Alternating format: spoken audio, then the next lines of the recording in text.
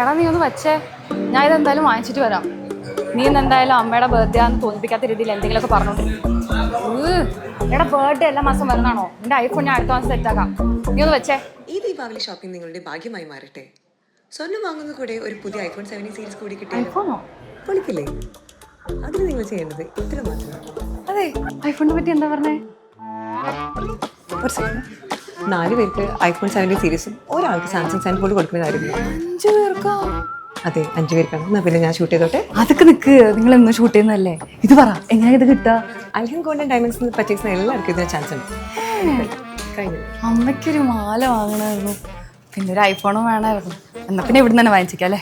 അതാവും നല്ലത്. എന്നാ പിന്നെ ഞാൻ ഷൂട്ട് ചെയ്തേ. പോവാണല്ലേ? ആ പിന്നെ വീഡിയോസ് ഒക്കെ കാണാറുണ്ട് കേട്ടോ. നൈസാ. എന്നാ പുറത്തെടുക്കട്ടെ. Good luck.